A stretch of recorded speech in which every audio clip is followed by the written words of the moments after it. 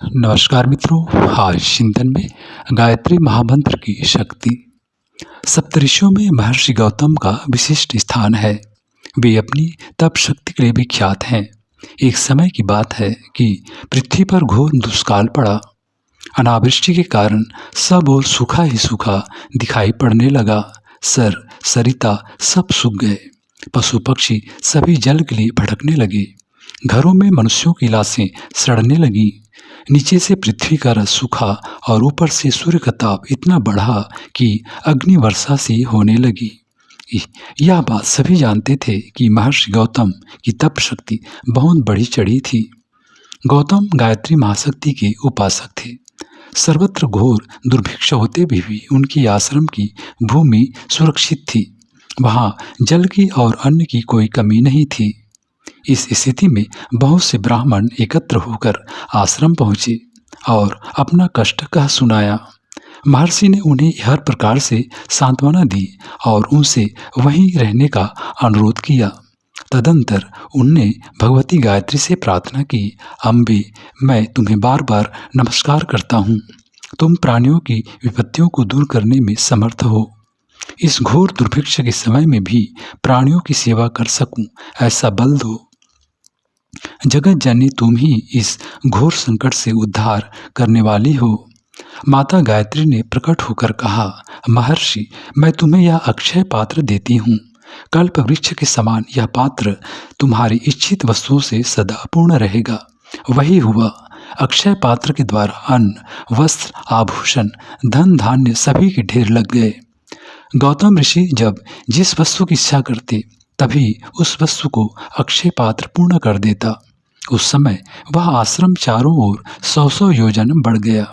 यज्ञ के द्वारा देवगण भी यज्ञ भाग पाते हुए प्रसन्न थे। गौतम का यश सर्वत्र छा गया था। इंद्र ने भी अत्यंत प्रशंसा की। भगवती गायत्री के अनुग्रह से भी 12 वर्षों तक, जब तक दुर्भिक्ष रहा, परिवारों का भरण पोषण करते रहे। महर्षि गौतम ने प्राणी मात्र के कल्याण की जो प्रार्थना गायत्री माता से की थी, उसके फलस्वरूप जल वृष्टि और धन धान्यादि की उत्पत्ति होने लगी। सूर्य का ताप अपनी विकरालता छोड़कर पूर्वमान पर आ गया। तप से उत्पन्न हुए उत्कर्ष को कुछ ईर्ष्यालु व्यक्ति सहन नहीं कर सके। उन्होंने माया की एक गाय निर्मित की, जिसकी देह जीर्ण शीर्ण थी। उनकी प्रेरणा से वह गौ महर्षि के आश्रम के सामने जाकर मर गई। तब उन दुष्टों ने उसकी हत्या का आरोप महर्षि गौतम पर लगाने की चेष्टा की। महर्षि को इस कार्य से अत्यंत क्षोभ हुआ। वे नेत्र मूंद कर समाधि में लीन हो गए। तब उन्हें इस कुचाल का पता चल लग गया।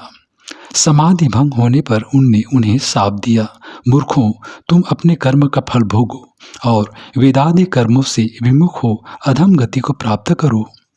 शाप के कारण उन ईर्ष्यालु व्यक्तियों का भी ज्ञान लुप्त हो गया। उन्होंने जो कुछ अध्ययन किया आदि था, सबको भी भूल गए।